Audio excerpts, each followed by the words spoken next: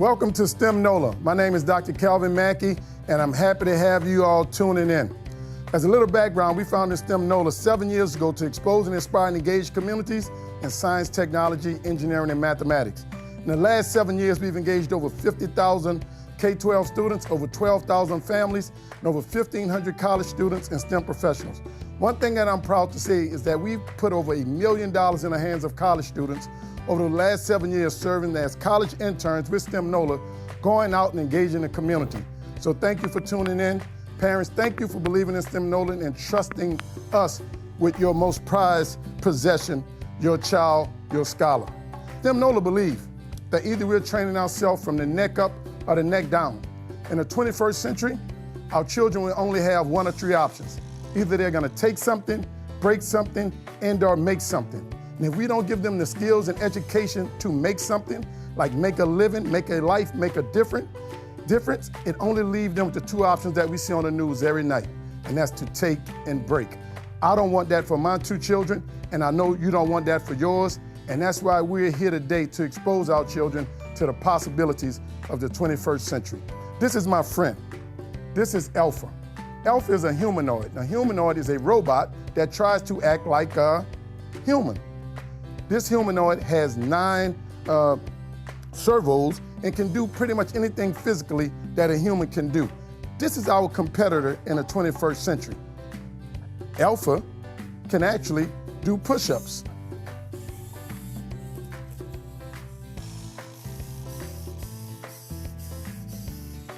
Alpha can even show off.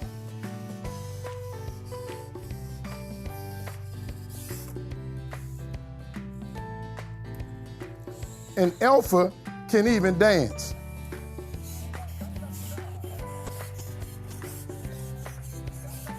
And like any superhero, Alpha has her own music. This is the machine. And the automatic machine in the 21st century will displace many workers.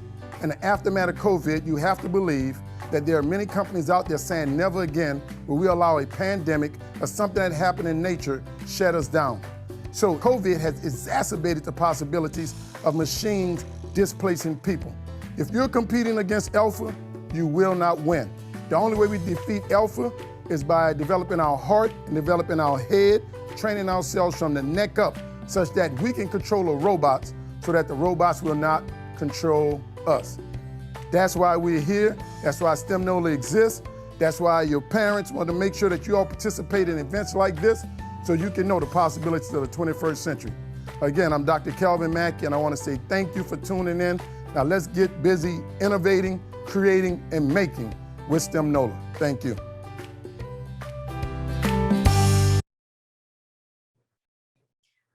All right, thank you, Dr. Mackey. And really quick before we get started, we just want to do a shout out to Javian Moore. Thank you so much. Looks like you had a good time, and I love the way your bracelet turned out, Javian. I hope you had fun in our DNA session last week. Today we're going to have fun with Levees. So thank you again, and always send your pictures into webinar@stemnola.com. So love those pictures. They look awesome. All righty. And we also have a special guest today. Her name is Dana Ray, and she is a civil engineer with the U.S. Army Corps of Engineers, which is awesome and extremely important to what we're talking about today, which is levees. So we're going to go ahead and give it over to her and learn a little bit about levees before we get started. So see you in a bit. My name is Dana Ray, and I am a civil engineer with the U.S. Army Corps of Engineers. I graduated from Tulane University with a Bachelor of Science degree in civil engineering, and I also have a master's degree in Homeland Security. So at the Corps of Engineers, I am the Deputy Chief of our Emergency Management Office. And like I just said, we've been super busy. During a storm, we're supporting the state. We're talking to the local parishes. We're talking to our levee districts, and we're helping them respond and recover. So what I'm here to do today, let me tell you about what we do with the Corps of Engineers and how it relates to the topic today. So at the New Orleans district where I work, our missions include things like navigation along our waterways. That includes the Mississippi River and the Gulf Intercoastal Waterway. You may hear it called GIWW. We also do environmental projects. That would include ecosystem restoration. We do emergency management. That's what I work in. We also have recreation areas. And we also have a big mission of flood control and risk reduction. So the last two topics that I mentioned, the flood control and the risk reduction topics, that involves us building and maintaining the federal levee system that surrounds our whole area. And it also goes along the Mississippi and the Atchafalaya River as well. So on this slide that you see here, I wanted to kind of lay out visually so you can imagine how New Orleans is set up. So you probably hear that New Orleans is a bowl, right? You may hear your teachers say that, or your parents, your grandparents. And so this picture shows you how that bowl is. So imagine it's like a piece of cake and you slice it, slice the city from the river down to the lake. Let's say you're trying to slice it down Canal Street. So on the far left-hand side, you're going to see the Mississippi River.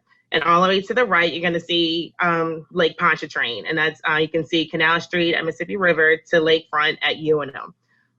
So you can see where the dips are in the city. There's different areas and streets that we have that is notated on the graphic. And so you can kind of pinpoint where you live within this bowl. So on a normal day, the lake may sit about at elevation 0 or 1. And on the river, we experience flood season is usually in the spring. However, lately, we've been seeing flood season happen early as the wintertime and going into the summertime. So when we get into flood season, the river can get up to elevation 17.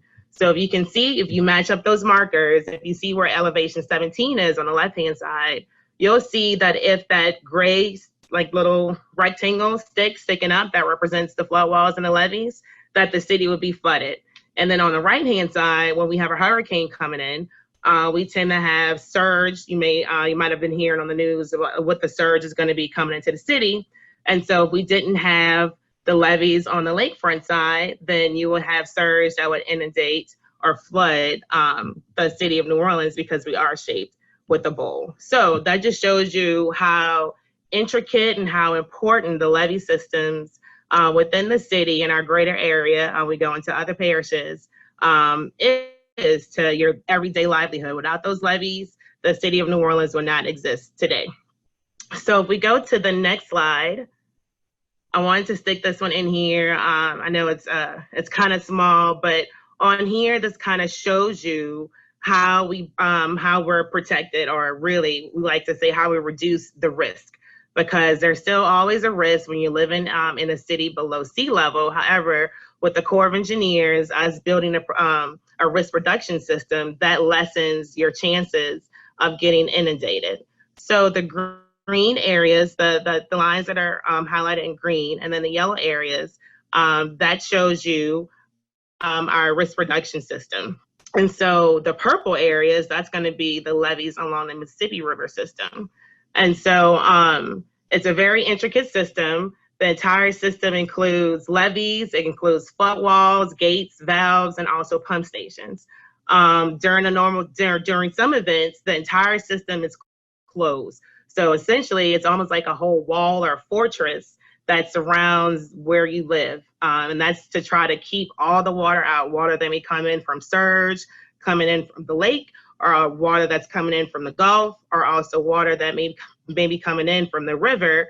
A surge can come up the river. That just means water is going to be pushing up the river and could potentially overtop the river. And so that's why we have levee systems along that way as well for a hurricane. And then the same for if a flood was coming down a river, we have those levees. So during some events, the entire system is completely closed. You probably live everyday life not even paying attention to the levee systems and the flood walls that we do have. But if you go to Cafe Du Mont downtown in the Quarter, you actually walk through part of our protection system. There's gates all along the system, and they're always normally open unless the river is really high, and you probably don't even notice it because it's a part of your everyday life. So this just shows you a little bit about how intricate it is, that the work that we do with the Corps of Engineers. We continue to look at ways to upgrade our levee systems, how we can ensure that we reduce the risk as much as possible to our city to make sure that New Orleans and the greater area is still here. And I do have to run back to work, but I wanted to leave you with a fun fact that you may not know that's part of our whole levee system, and is that the world's largest draining pump station is down here in our area. So you probably don't know this, but it's called the West Closure Complex. And it's a huge pumping station and is located in Chase and is the largest drainage pumping station in the entire world. So it can actually fill Olympic-sized swimming pools in like 3 seconds. That's how huge it is. It's amazing to go see in person. And actually people travel from around the world to come and see our levee systems. They come to see our pump stations. They come see.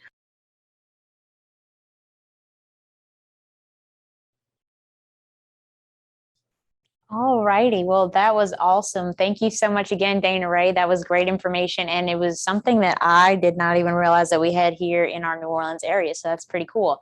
So before we get started, I just want to introduce myself real quick because I didn't do it the first time. My name is Holly Griffin, and I am a student at the University of New Orleans. And I am actually studying to be an elementary school teacher, hoping for 3rd grade when I get started, but we'll see.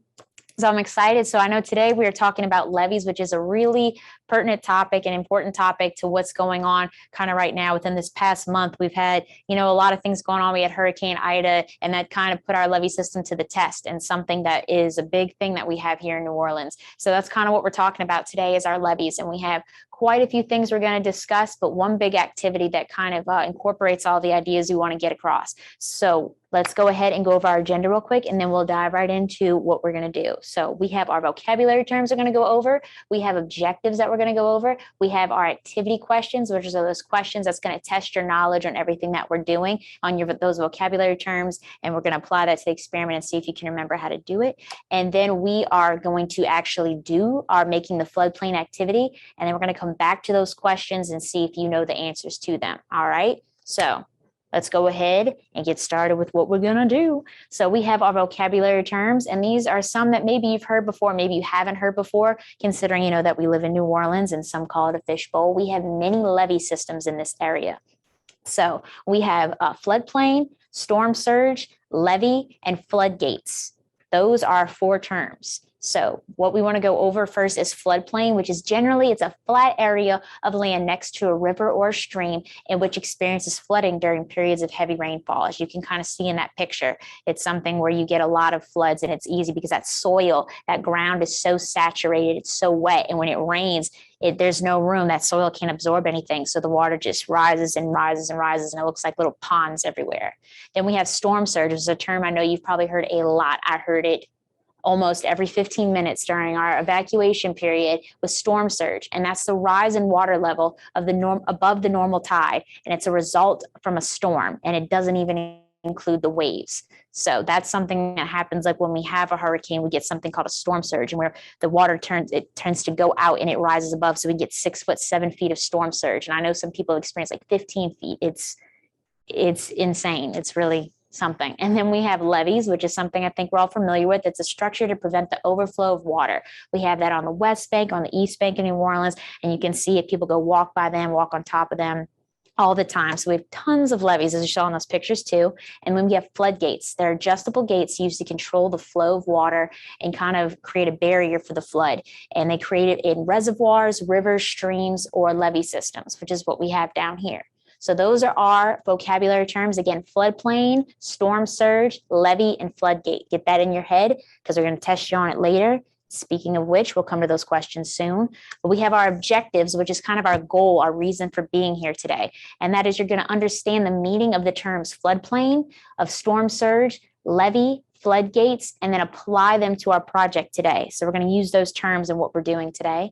And then you are going to learn how to model the floodplains, like again, in our activity. So you're going to be able to do that and kind of have your own floodplain, build your levee system, get comfortable with those terms and apply it to the experiment. And then we have our 3 questions, which is, what is the purpose of a levee? You may already have an idea, an answer to these questions. And what causes flooding?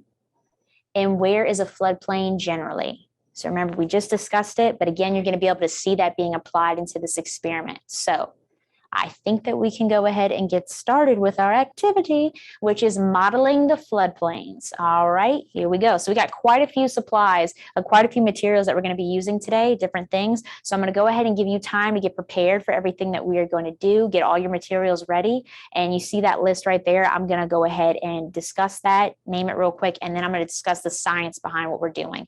So are your materials, you're going to need 2 to 3 containers of Play-Doh. And I don't really have containers. I have just this big old thing of dough. So just anything kind of squeezy. If you have air dry clay, if you have Play-Doh, just any kind of clay, something that you can use. You want to be able to go ahead and use that. If you don't, you can go ahead and maybe get creative and think of something else that you can use. Play-Doh, clay, that type of materials kind of works best for what we're doing. But again, try to get creative if you don't have that. We want an aluminum pan. I think I'm going to be using a tiny one, but you can also use, get my paper out, a giant one if you want. It's up to you. But we're only going to be filling half of it and the rest, the water is going to drain out. So choose which size you want. Any size is cool. I'm going to stick with the small. And then you are going to need a cup for your water. You're going to need some water, and I have mine in a container because we're going to be pouring this water, and I put some food coloring in it and made it blue. So if you want to make it red, make lava water, I don't know, get creative, get fancy with it. Then you're going to need some tape, scissors, construction paper, and again, it doesn't have to be construction paper. I have this thick cardstock paper or construction paper. It can be copy paper, loose leaf, whatever works best, but construction paper or cardstock tends to work better. And then you're going to need a plastic bin for spills. I've got my little handy dandy bucket down here that we're going to use. So those are your materials. And then really quick, while you're gathering everything, we're going to go over the science behind it. So flooding happens when there is a quick surge of water, and this could be from rainfall or storm surges. Flooding has a very negative effect on the economic impact of a city. And it's important that we as engineers, us here and you behind the camera, are going to be able to discover ways to prevent flooding and save our homes and city from water damage. And one way we can prevent flooding is through the use of levees. And levees slows the surge of water so it doesn't flood the city. So levees are this natural way. We have natural levees where the water kind of pushes that sediment and that dirt, and it pushes it aside and creates a waterway. We see that along our Mississippi River. But we have kind of man-made levees too, where it's made from the dirt. You see grass on it, but you also see there's concrete, there's gravel attached to it. We have stairs made of concrete that are also part of levees. So it's kind of a mixture. We use the earth to be able to make it, but we also add some other things to it so we can create a stronger levee. But today we're going to use some interesting materials and kind of model a floodplain. All right. I hope you're ready to go. I'm ready. I'm curious to see what's going to happen. We got some decorating going on, some math, some science, some engineering. We got a lot of things. Not quite technology, but here we go. So I've got my base for my floodplain, this aluminum pan. And what we're going to do is we're going to get our hands dirty too. So just be prepared for that. We are going to get some clay out. So you don't need this much, probably. Like I said, 2 to 3 little cans of Play-Doh. I'm going to go ahead and get it. And what we're going to do is kind of spread this along and at least cover half. Well, we just want to cover half. So kind of make that imaginary line, or if you want, you can use a marker or something just to give yourself an awareness of where the halfway mark is. And what we're going to do is kind of just make our land. So you're going to take the clay and you're going to smush it down and make it kind of flat. If you don't have that much clay, just the more you smush and you kind of push, smush and push. That's our goal here, is you just kind of flatten it out and you spread it out as much as you can. I have a lot of clay, but you want to save some too, because we're going to need it for our experimentation later. But right now, we just want to go ahead and kind of flatten it out all across that halfway mark. So use your muscles for this too. So get some exercise, do some experimentation. It's a good time. So we're going to make our land smush, smush, smush. And it's okay if you don't have this color either. If you have purple or pink and you just want to have purple land, that's okay. I've never seen purple grass, but anything's possible. So it's perfectly fine. And we'll just smush it. All right. And smush it. And then maybe you can put some kind of at the end too to give yourself an awareness. So you don't want to go too far. You really don't want to cover up the whole thing either. We just want to cover half of it. So I'm going to make this little border too to kind of make myself aware that this is the halfway mark. All right. We'll do that. Push it, push and smush. Don't forget the procedure. Push and smush. All All right. Hopefully it's working out good for you. And if you feel like maybe it's a little too strenuous or something, go ahead. You can ask an adult for help if you would like to, but I think that y'all can do it. And I think it's fun to get your hands a little dirty with some clay. All right. It almost kind of looks like sand. It looks like little footprints in it. I like that. So remember, just flatten it out and make sure it's halfway. And it's okay if it's not perfectly halfway. You can see mine's a little interesting. So, all right, we'll push it, push and smush, get the whole thing. And if you feel like it's too flat and you have a little bit of extra clay, remember you do want to keep some on the side because we need it for experimentation later. But you can add a little bit more, maybe make it a little bit thicker, because really what we're doing is making the ground, and we are going to be kind of making our own river with our finger. Not quite yet, but soon. So I'm just going to put maybe a little bit more. Flatten it out. Push and smush. All right. And then if you have a lot of clay in your hands, depending on what you use to make your land, maybe you want to wash your hands. Mine's in my fingernails a little bit, but you know what? I'm going to make it work. So keep it flat, because the next thing we're going to do is we're going to make our houses. So that's where the paper comes in. That's why I have all these colorful pieces of paper so I can make a nice house. So you can go ahead and put that aside. And if you're still working on it, that's fine. But I'm going to put it aside because we don't need it at this moment. Well, what you want to do is you want to make 3 or 4 houses. So I'll kind of show you how to do that. Let's see if I can. All right. So, and it doesn't have to be perfect and you don't have to do exactly what I'm doing, but I'm just going to show you a little thing of what I'm going to do. I'm going to sort of split this in half. It won't be perfect, but kind of split it in half. And what we're going to do is I'm going to cut along this, and then I'm going to fold it 4 times or 3 times to make a 4-sided thing so I can make some houses. I'm going to make little houses, and maybe this might be a little bit big. So I think I'm going to take that back. I'm going to flip it over.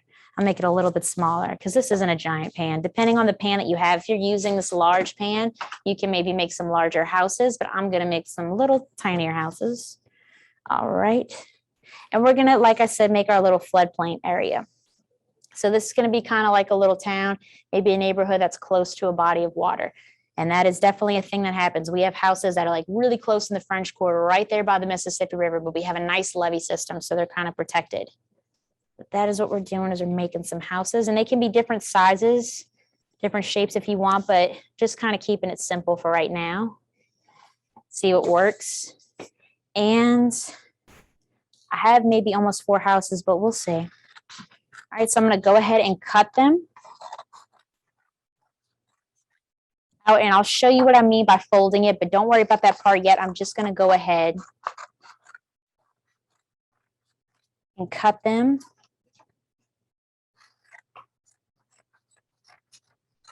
All right, and then I'm going to try to fold it evenly 4 times. We'll see if that works. So I think that might be a little bit too small. We'll try. Oh, what a good idea.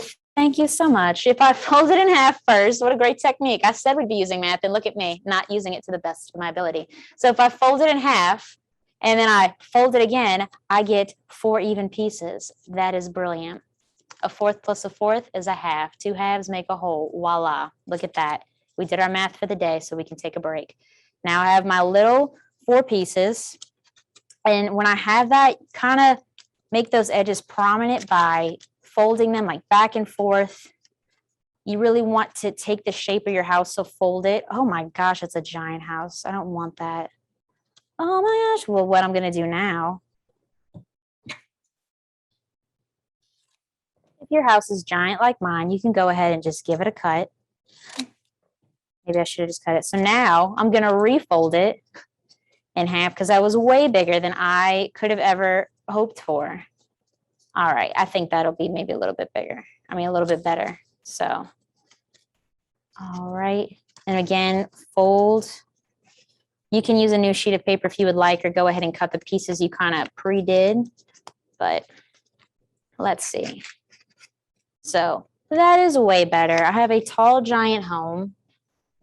I like that. I'll have 2 giant homes and 2 small homes. So you can have something that looks like this, a nice square. And then we're going to put a roof on top of it, but I'm just going to get my homes out the way, the base of it first, the body, and then I'll put the roof on top. So what you're going to do is when you get that shape that you want, go ahead and put a piece of tape or two on the sides, and then it's going to be able to keep that shape.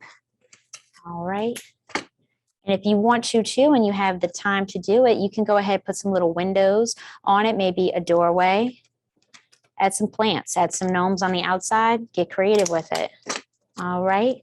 And we'll put that aside and we'll try. We're going to succeed, but I'm going to make definitely a tinier home because that was insane. That was too big. All right. So we'll fold that in half. And then fold it in half again. That wonderful advice that I got. All right. And remember, fold along the edges, kind of back and forth so you can get the shape. And there we go. I like this. Look at this tiny little house. It looks like it could be a maybe a baby little apartment home with different levels. So I like that. All right. So create that house. And again, if you want, make sure maybe you have clean hands because I'm getting that clay residue on my tape. It wasn't sticking so well the first time, but it's okay now. So see the different sizes. Any size you want to use is fine. If you want a giant mama jamma house, go right ahead. But I like my little homes. And let's see. Go ahead, try this one out. Fold it in half and fold it in half again.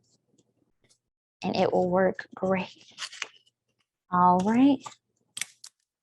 Getting smaller and smaller to where I can stack them inside of each other.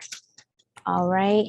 And if you're ahead of me, go ahead and start making your roofs. And the way you can do that is you're going to kind of do the same thing that we just did. Just you're going to want to make a triangle. You don't have to make a triangle. You can go ahead and just make it a little hut, voila. And you can put something on top of it and close it off. Or if you don't want a roof, that's fine too. I just feel like when it rains, you might have some issues, but I would prefer to have a roof. That's just me.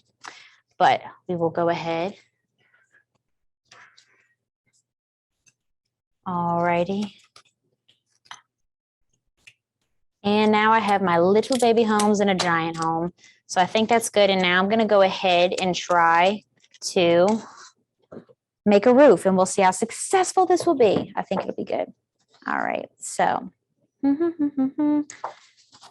I think I might just put a little hat on top of my homes. I might just do that. So let's see. I'm going to trace it. And you can do whatever you want. But I think I'm just going to, oof, that looks sad. Oh gosh. Oops. Let's try that one more time. That was not what I wanted. Let me see. Make a little hat for my house. That's a little bit better. I get the idea. All right.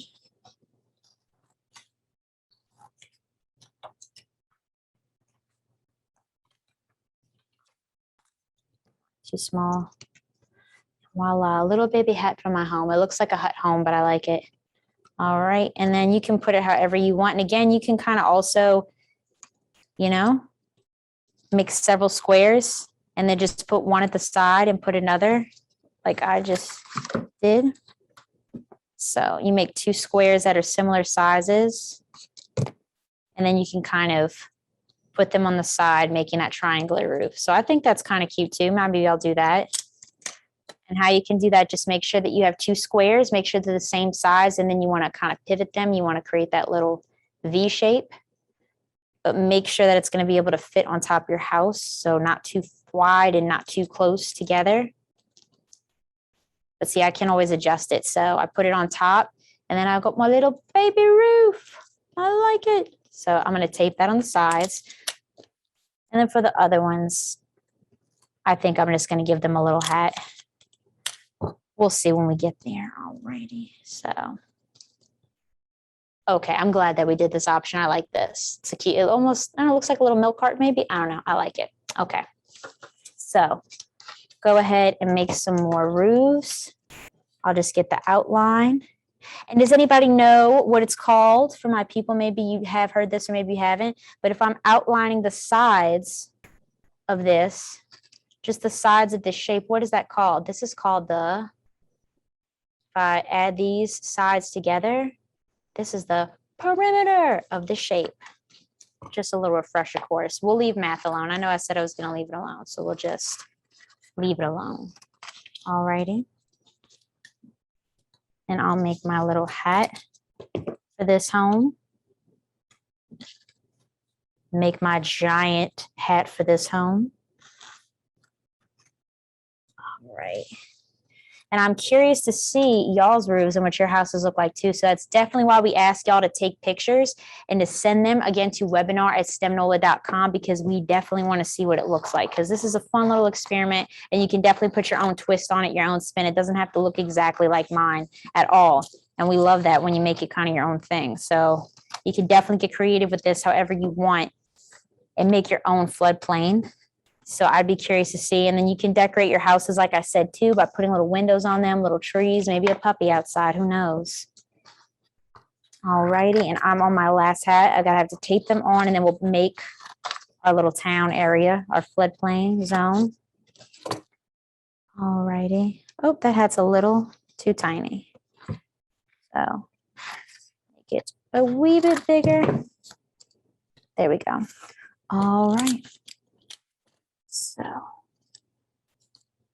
and then also in this area, we have different flood zones too. So I live in an area that apparently doesn't flood that much, but I live about 10 minutes or 7 to 10 minutes from an area that floods extremely, extremely bad sometimes and lives really close to a waterway.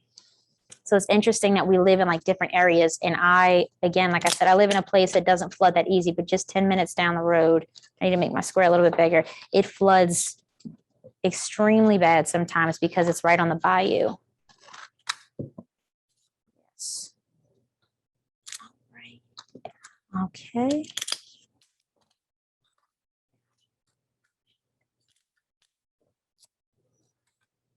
All right, and I've made my little homes. And you just put tape on. Oh, that looks a little sad. There we go. Looks like a nice little scholar now, ready to go. Okay, and I have my milk house. And I think I'll put a little baby door on my milk house. And a window. Okay, I like it. I want to do that for this one too. And then we'll move forward. We have experimenting to do. Okay, so what we're going to do now, probably like, okay, that was a lot of work. What's going on? What is the purpose of this? So what we're doing is we're going to come back to this. And we have our little homes. We'll put all these scrap pieces to the side. And remember, I told you we're going to be making kind of this waterway. And it doesn't have to be maybe directly in the middle, kind of put where you think, but I'm going to kind of stay along the middle. And you're going to put your homes kind of where this waterway is going to be. So we'll form our waterway first, and then we'll put our homes in. So be kind of patient with yourself, or maybe use a tool. I think I might use this Sharpie because it's got kind of this round end, which is a stick. It maybe works a little bit better. I could put more pressure, but I want to create this waterway, and you can kind of curve it. All right. But you definitely want to make sure that it's deep enough. You're creating that waterway to where the water can travel. So it's got to have those ridges, almost like this is like a natural levee. Not that high. You see the water has enough space, if you can see that. So I hold it up. So you can see the bottom of my pan.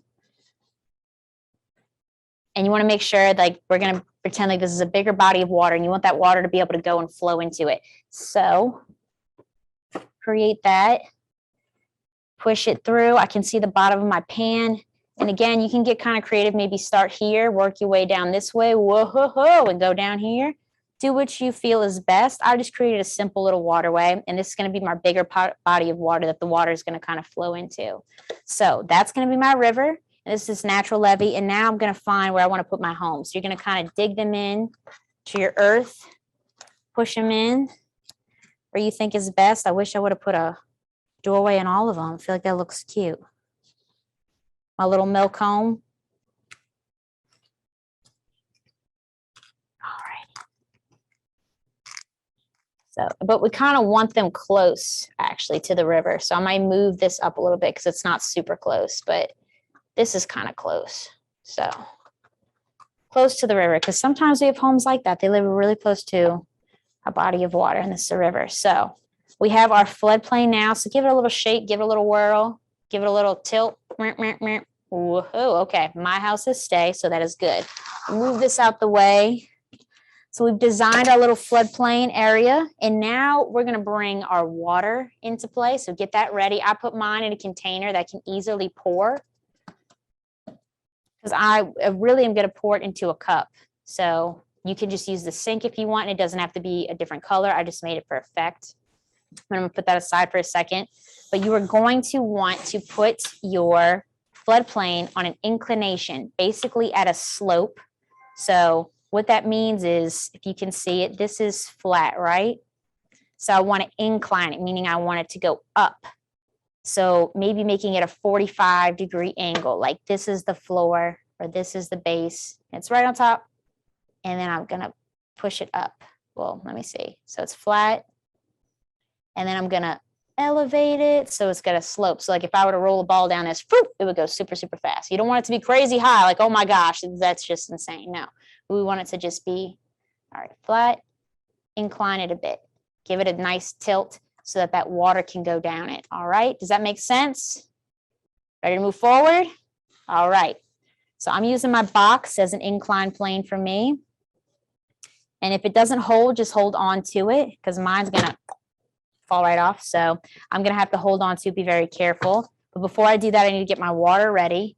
So for our first go around, we're just gonna create a river. Like basically somewhere far away, the glaciers, they're melting naturally. The waterways, water's gonna naturally get higher. It's gonna affect every single body of water. And oh, it goes to the Mississippi River, and our Mississippi River is gonna elevate. Like we just heard Miss Dana Ray say, sometimes we get that flood season and it just, the water elevates. So that's what's gonna happen. It's just that water starting to come in, and we're gonna see it just gently move. So we're gonna do our best to go nice and slow with this, all right? All right. So let me see, maybe I can kind of, I have some materials in here. I wanted to make it heavy, but it didn't work the way I wanted. So let me empty out my box really quick. All righty. Let's see, maybe if I, that kind of works, but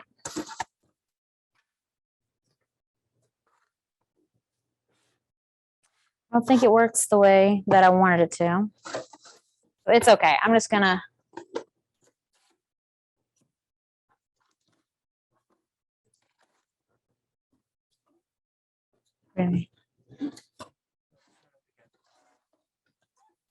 let's see.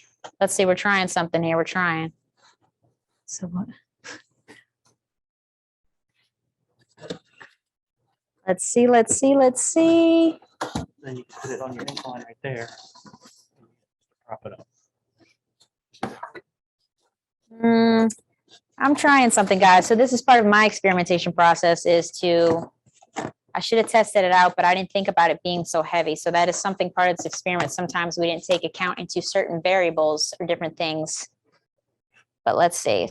So I have it here, and that should work. So it's all good. It's fine. So now what I'm going to do is kind of gently, I'm going to try to aim as best as I can. Well, let's see. Because I have it at such a particular angle, I'm going to try to aim for that waterway and gently pour it down. There we go. So it's nice and slow. So you want to do a slow stream, and it just gently flowed. So mine was a little splashy. It was like a hard drop, and then, so you see most of it basically, my land's a little saturated because, well, I couldn't quite aim it, but if you have a better grip on yours, it's fine. But if I slowly kind of pour it in, then it just, most of it went here. Again, with that splash, because I'm dropping it from such a high elevation, but most of it just went here, right? And it pushes that sediment. That's what happens. We can't see it. And that's why water looks so dirty sometimes too. It pushes this natural sediment and rock, and it pushes it down the river into our big body of water. So this is just a bigger body. Maybe this is a bayou or something like that. And this is a nice waterway, a channel for that to get through. But so when we pour it really slow, it didn't really go on the land that much. We didn't have really a flooding issue. There wasn't that much water that got onto the land. But if I pour it faster, what do you think is going to happen? So if I pour it fast, do you think that it is going to maybe go on the land, or do you think it's just going to be really, really fast going down the river? Or what do you think is going to happen? Do you think we might see some flooding? So again, we were talking about storm surge earlier too. Like sometimes when a storm comes, it brings all this water at a really, really fast pace, a rapid pace. And water, our rivers sometimes can handle a certain speed of water and a certain amount of water. But if we have a lot of water coming in really, really fast in a short amount of time, then we might see some flooding. That's where that storm surge comes in. And then we get elevated water, and people can see that 2 feet, 4 feet, 6 feet, 10, 20 feet. We've seen storm surge at a interesting rate sometimes. So what we're going to do now is pour it quicker than we did before. It doesn't have to be crazy fast, but I'm going to pour it quick. So we got some water in our little gaps right here. Sometimes land naturally has gaps, but when I went much faster, so that water that little channel couldn't quite handle it. And also, like I said, we got to take into account that I'm pouring it from a really, really high angle, but it went really, really, really fast. And so let me get some more water, and it started to come up on the land. So now I'm going to go quicker. And if I go quicker, what do you think is going to happen? So let's see.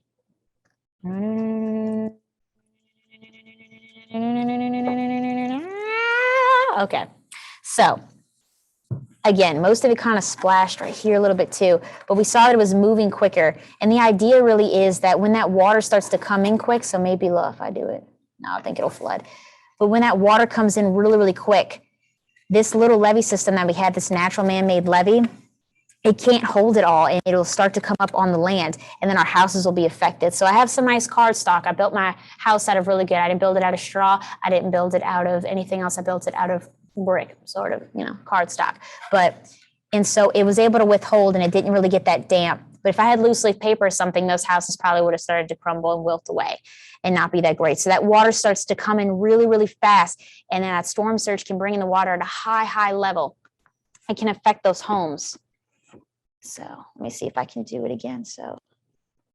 But the key is, how can we improve our levee system? So mine's a little deeper too, but if yours isn't as deep and you made it flat, then how can we improve our levee system? What can we use to build? So when we think in real life, we can use different things. Like we see people use concrete, but what can we do in this little experiment to maybe make our levees better? Did your levees, did they, hold up really well? Or did it allow the water to come in when it started pouring in really, really fast?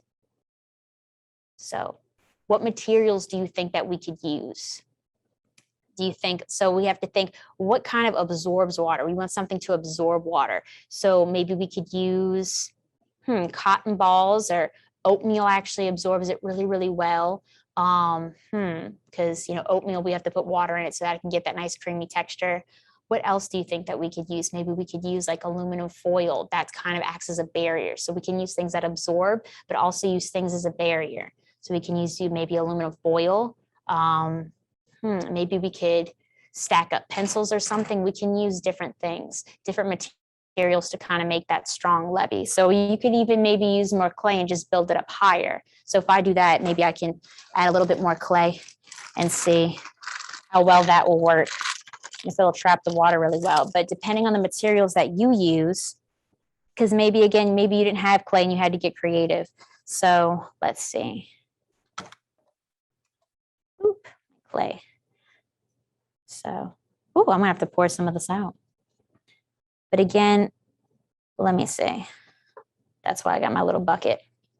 I'm gonna pour this out. That's why we said to drain that water. So if you want, kind of build up your floodplain a little bit. All right. And you can build a nice wall surrounding it. And if I build up a really high wall using the same material, do you think that it would work? Or do you think that maybe I should use something else with my levee system? I feel like maybe it'd be fine the way my specific levee is, or the way my river is, but maybe you made a river that was really, really, really long, really curvy. It depends on the type of water system. It always changes. And down here in the New Orleans area, we have tons of different channels of waterways. We have so many different levees, sometimes really big waterways, sometimes really small. The Mississippi River is one that's runs all the way from the top of America and goes all the way to the bottom. And then it feeds out of that little L right by Louisiana. And we have so many different levees in this area. So I think that maybe if I make mine just a little bit higher, it might work. My poor little homes. All right. So let's see. I'll do one more test run.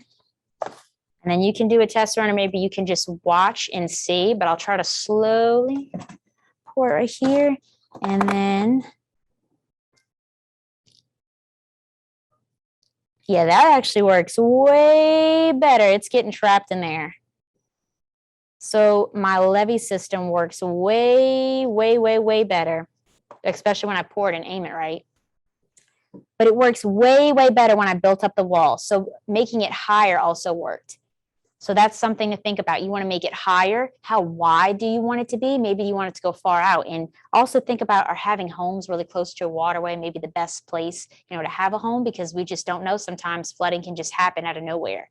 So now that my hands are super gross and we have built, I think, a pretty cool floodplain area. So let me see if you can see it. Yeah, with the waterway and all that.